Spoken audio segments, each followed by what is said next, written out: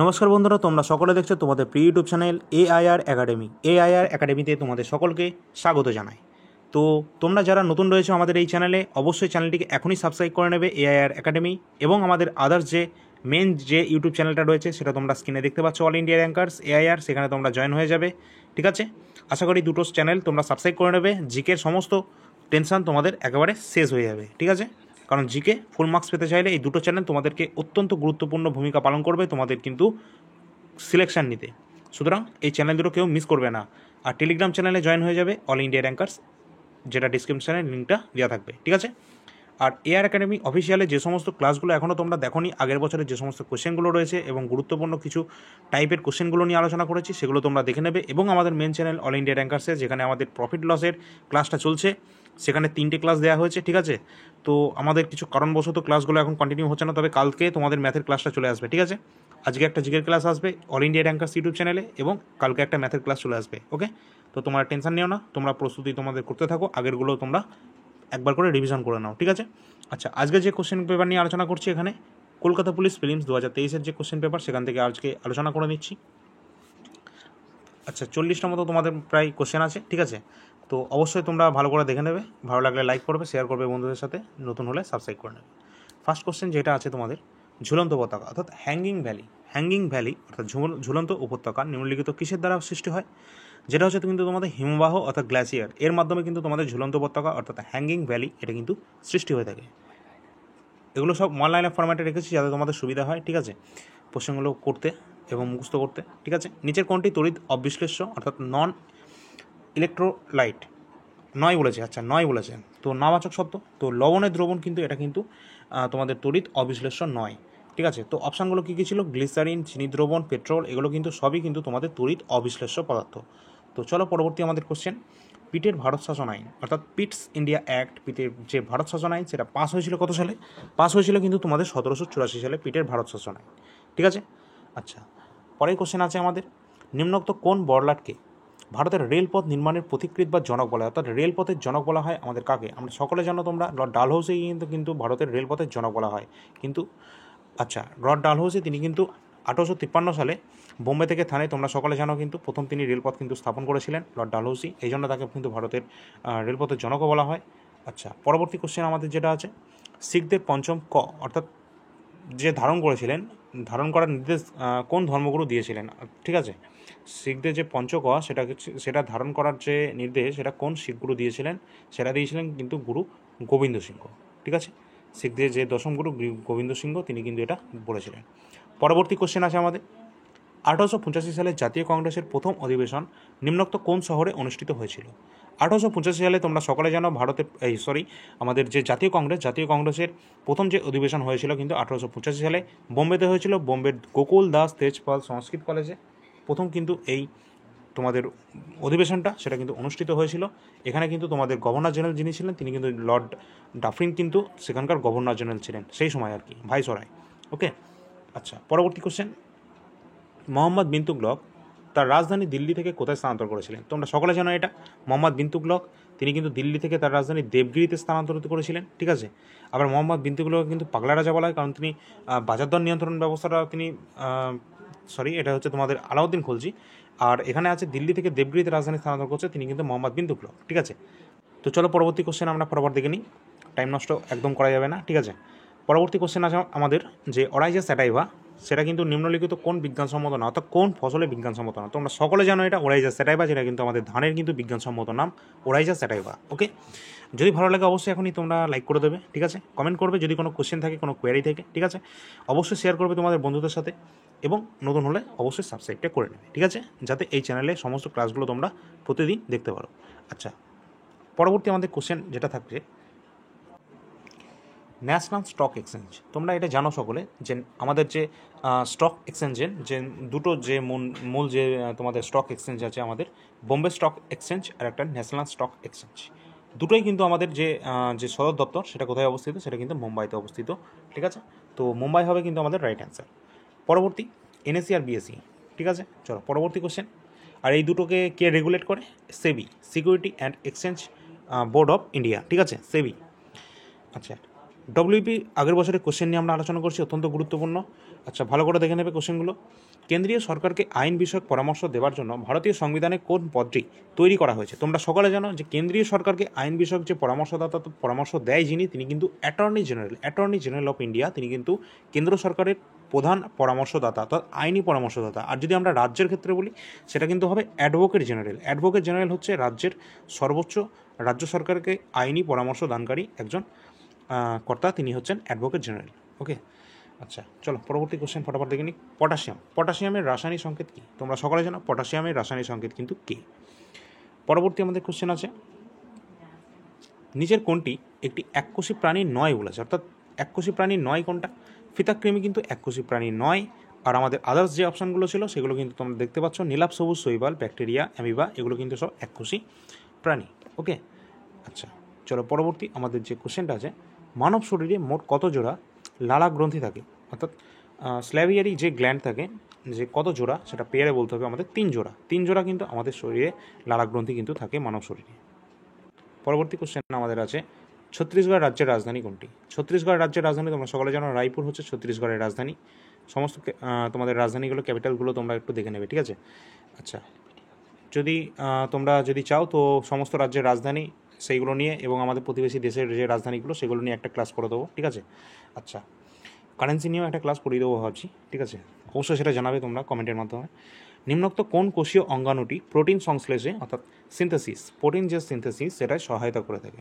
সেটা কিন্তু ribosome. Ribosome কিন্তু এমন একটা অঙ্গাণু যেটা প্রোটিন সংশ্লেষে আমাদের সহায়তা করে, ঠিক আছে?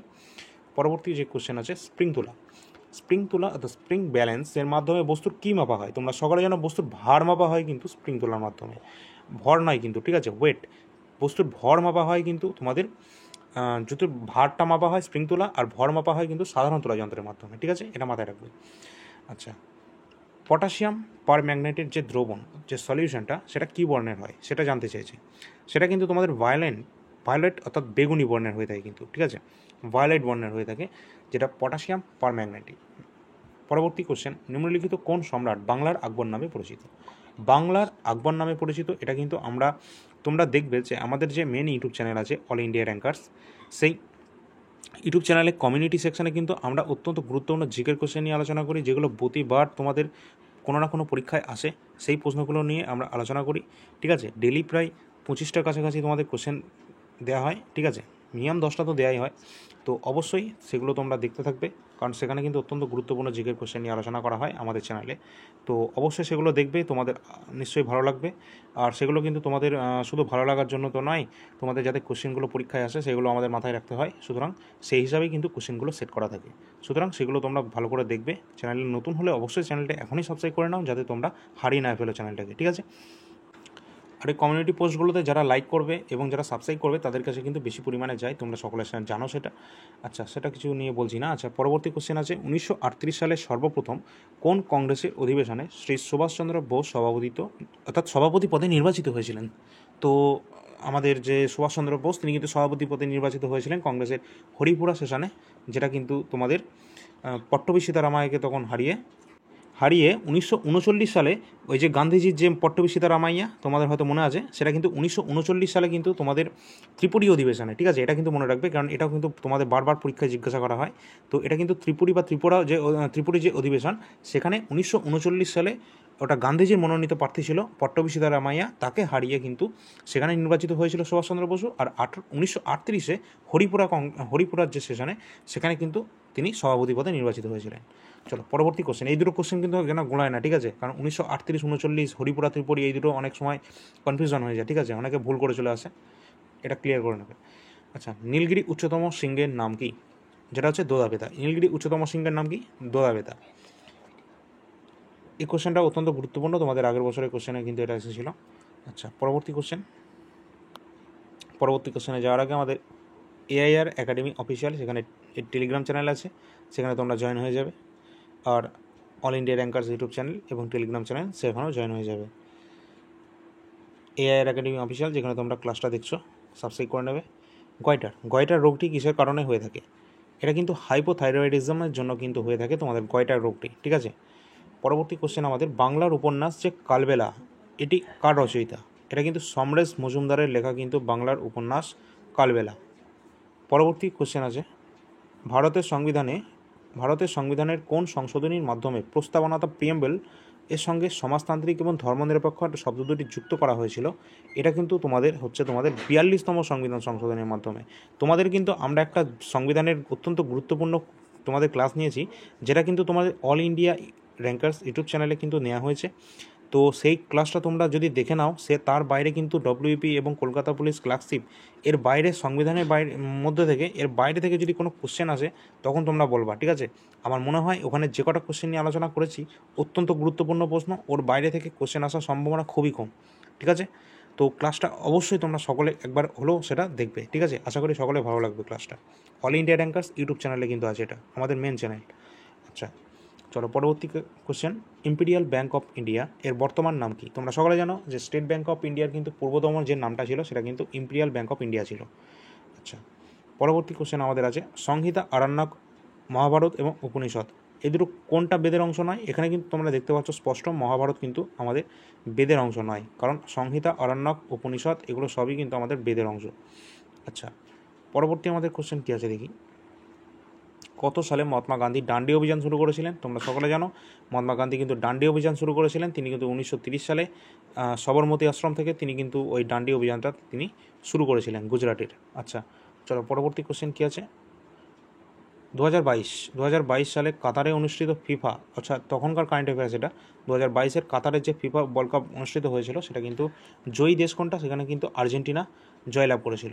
তোমরা সকলে জানো তোমাদের আর্জেন্টিনা অর্থাৎ লিওনেল মেসি কিন্তু সেখানে জয়লাভ করেছিলেন। আর তোমাদেরকে বলে রাখি যে তোমাদের কারেন্ট অ্যাফেয়ার্সের জন্য তোমাদের কোনো টেনশন করার কোনো প্রয়োজন নেই, কারণ all India rankers YouTube channel এবং এআইআর একাডেমির যৌথ উদ্যোগে তোমাদের কিন্তু তৈরি হচ্ছে কারেন্ট অ্যাফেয়ার্সের একটা নতুন অধ্যায়, যেটা হচ্ছে তোমাদের লাস্ট 6 মাসের যে কারেন্ট অ্যাফেয়ার্স, জানুয়ারি থেকে জুন 2024 পর্যন্ত যে কারেন্ট অ্যাফেয়ার্সের টোটাল যে পিডিএফ সেটা কিন্তু তোমাদের রেডি হচ্ছে। খুব তাড়াতাড়ি তোমাদের এই ইবুকটা কিন্তু লঞ্চ হয়ে যাবে, ঠিক আছে? আশা করছি তোমাদের 10 দিনের মধ্যে আমরা সেটা লঞ্চ করতে পারবো আমাদের এই দুটো চ্যানেলের উদ্যোগে। তো তোমরা অবশ্যই সেটা সাপোর্ট করবে। আশা করি তার বাইরে কিন্তু কোনো কোশ্চেন তোমাদের আসবে না কারেন্ট অ্যাফেয়ার্স থেকে, সেটা তোমাদের রেল হোক, এসএসসি হোক। আমরা কিন্তু যেটা ফোকাস করছি রেল এবং এসএসসি, সিজিএল, সিএইচএসএল এর যে টিসিএস প্যাটার্নের কোশ্চেন সেটাকে ফোকাস করে কিন্তু আমরা আমাদের কারেন্ট অ্যাফেয়ার্সকে রেডি করছি। তো অবশ্যই তোমাদের ক্লার্কশিপ, মিসলেনিয়াস, ডব্লিউবিসিএস আমাদের রাজ্যের যত পরীক্ষা আছে সেখানে কিন্তু অত্যন্ত গুরুত্বপূর্ণ রোল প্লে করবে আমাদের এই কারেন্ট অ্যাফেয়ার্সের সিরিজ। এর বাইরে থেকে আমি বলছি 100% একটা কোশ্চেন আসবে না, ঠিক আছে? এইটুকু তোমরা বিশ্বাস রাখতে পারো, ঠিক আছে? তো অবশ্যই সেটা খুব তাড়াতাড়ি লঞ্চ হবে, যখন হবে অবশ্যই তোমরা জানতে পারবে এই দুটো ইউটিউব চ্যানেলের মাধ্যমে। তো চ্যানেলটা এখনই সাবস্ক্রাইব করে নাও। চলো পরবর্তী আমাদের কোশ্চেনগুলো ফটাফট দেখে নিই। চিত্তরঞ্জন লোকোমোটিভ ওয়ার্কস যে পশ্চিমবঙ্গের কোন জেলায় অবস্থিত? অর্থাৎ চিত্তরঞ্জন যে লোকোমোটিভ যে ওয়ার্কস সেটা আমাদের পশ্চিমবঙ্গের বর্ধমান জেলায়, পশ্চিম বর্ধমান জেলায় কিন্তু আমাদের এটা অবস্থান করছে। পরবর্তী কোশ্চেন, ক্যাডি শব্দটি কোন খেলার সাথে সম্পর্কিত? ক্যাডি এটা কিন্তু আমাদের গল্ফের সাথে সম্পর্কিত। ক্যাডি, নিবলিক, ঠিক আছে, এগুলো সবই কিন্তু গল্ফের সাথে সম্পর্কিত। আচ্ছা, পরবর্তী, সাধারণ তোলাযন্ত্র কোন শ্রেণীর লিভার থেকে প্রশ্ন থাকে, তো সাধারণ তোলাযন্ত্র কিন্তু প্রথম শ্রেণীর লিভার, ঠিক আছে? আচ্ছা, পরবর্তী কোশ্চেন কী আছে, এসআই পদ্ধতিতে তাপমাত্রার একক কোনটি? অর্থাৎ এসআই পদ্ধতিতে তাপমাত্রার একক কিন্তু কেলভিন, আর সিজিএস পদ্ধতিতে কিন্তু তোমাদের জুল, ঠিক আছে? আচ্ছা, পরবর্তী কোশ্চেন কী আছে দেখিনি ফটাফট। পরবর্তী কোশ্চেন এদিকে আছে আমাদের, ডেভিড কপারফিল্ড, চার্লস ডিকেন্স, তো জেমস বন্ড কিন্তু তোমাদের ইওয়ান ফ্লেমিংয়ের সাথে সম্পর্কিত, এটা কিন্তু আবিষ্কার করেছিলেন, ঠিক আছে? আচ্ছা, পরবর্তী কোশ্চেন, পল্লব বংশের শ্রেষ্ঠ সম্রাট কে ছিলেন? সকলে জানো পল্লব বংশের শ্রেষ্ঠ সম্রাট ছিলেন নরসিংহ বর্মন, তিনি কিন্তু পল্লব বংশের শ্রেষ্ঠ সম্রাট। পরবর্তী কোশ্চেন আছে, হেমাটাইট কোন খনিজ পদার্থের একটি ধরনের নাম? তোমরা সকলে জানো এটা। তো হেমাটাইট, রেড হেমাটাইট এগুলো কিসের না? এগুলো কিন্তু তোমাদের ম্যাগনেটাইট, এগুলো কিন্তু তোমাদের লোহার আকরিক, অর্থাৎ আয়রনের ওর, যেটা আমরা বলি লৌহ আকরিক, ঠিক আছে? চলো পরের কোশ্চেন আছে, 2023 সালে মহিলা আন্ডার-19 টি-20 বিশ্বকাপ কোন দেশ আয়োজিত হয়েছিল? এটা কিন্তু দক্ষিণ আফ্রিকাতে আয়োজিত হয়েছিল 2023 সালের টি-20, এটা কিন্তু আন্ডার-19 টি-20 ওয়ার্ল্ড কাপ, ঠিক আছে, যেটা দক্ষিণ আফ্রিকায় হয়েছে। এটা কিন্তু কারেন্ট অ্যাফেয়ার্স থেকে, তো তোমাদের কোনো টেনশন নেই, আমি বলে দিলাম কারেন্ট অ্যাফেয়ার্স অত্যন্ত গুরুত্বপূর্ণ এবং সেটা সব থেকে বেশি রোল প্লে করবে তোমাদের আমাদের ওয়েস্ট বেঙ্গলের যেটা ডব্লিউবিসিএস, মিসলেনিয়াস এবং ক্লার্কশিপ এক্সামে, কারণ সেখানে 40টা প্রশ্নের মধ্যে প্রায় 10 থেকে 12টা কিন্তু কারেন্ট অ্যাফেয়ার্স থেকে থাকে। তো আশা করি আমাদের ওই পিডিএফের বাইরে বা আমাদের ওই ইবুকের বাইরে কিন্তু তোমাদের কোনো কোশ্চেন আসবে না, এটা গ্যারান্টি দিতে পারি। চলো পরবর্তী কোশ্চেন, নিচের কোনটি প্রত্যক্ষ কর নয় বলেছে। তোমাদের কি ডাইরেক্ট ট্যাক্স কোনটা? ডাইরেক্ট ট্যাক্স হচ্ছে তোমাদের ইনকাম ট্যাক্স, সম্পত্তি কর, কর্পোরেশন কর, এগুলো সব ডাইরেক্ট ট্যাক্স।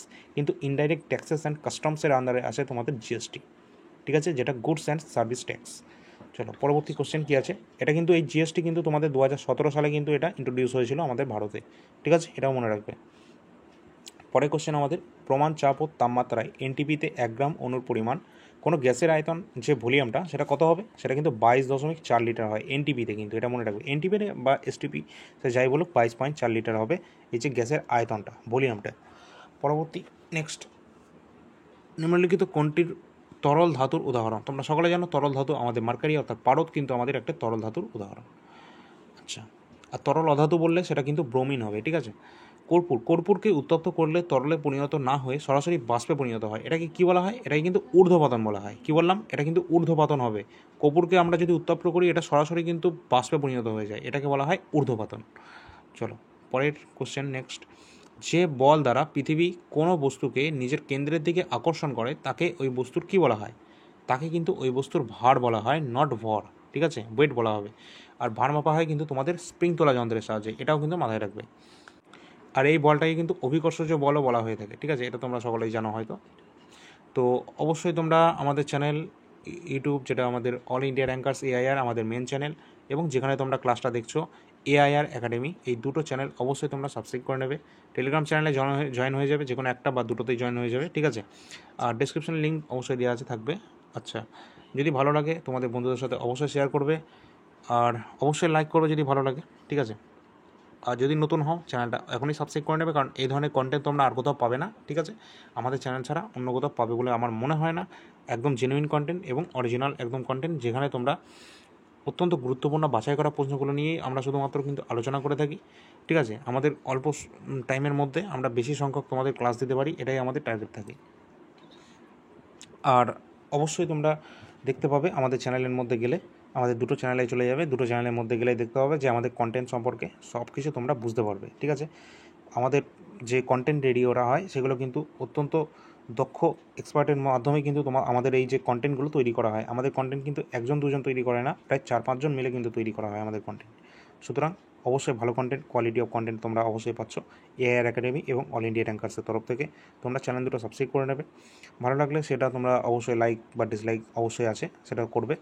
আর যদি তোমাদের কোনো চ্যাপ্টার দরকার হয়, কোনো চ্যাপ্টার, যে কোনো চ্যাপ্টার হতে পারে, সে যে কোনো সাবজেক্টের হতে পারে, ঠিক আছে, যে টপিকটা নিয়ে তোমরা বলবে সেই টপিক নিয়েই কিন্তু এই চ্যানেলে ভিডিও আসবে। এই এআইআর একাডেমি ইউটিউব চ্যানেলটা আমরা এই জন্যই ওপেন করেছি, এখানে কিন্তু তোমাদের মন মতো আমরা টপিকগুলো নিয়ে আলোচনা করব। তোমাদের যেটা মন হবে, যে টপিক নিয়ে তোমরা আলোচনা করতে চাইবে, সেটা কমেন্টে শুধু বলে দেবে যে এই টপিকের কোশ্চেনগুলো চাই। তো এই টপিকের বাছাই করা গুরুত্বপূর্ণ আগের বছরের কোশ্চেন বেসড সেই কোশ্চেনগুলো নিয়ে আমরা আলোচনা করব। আর অল ইন্ডিয়া র্যাঙ্কার্সে তোমরা আগের বছরের প্রিভিয়াস ইয়ার কোশ্চেন সব ক্লাস পেয়ে যাবে, ঠিক আছে। চলো এই পর্যন্ত আজকের ছিল অল ইন্ডিয়া র্যাঙ্কার্সে, কালকে প্রফিট লসের ক্লাসটা আসছে, অবশ্যই সাবস্ক্রাইব করে নেবে। চলো ধন্যবাদ।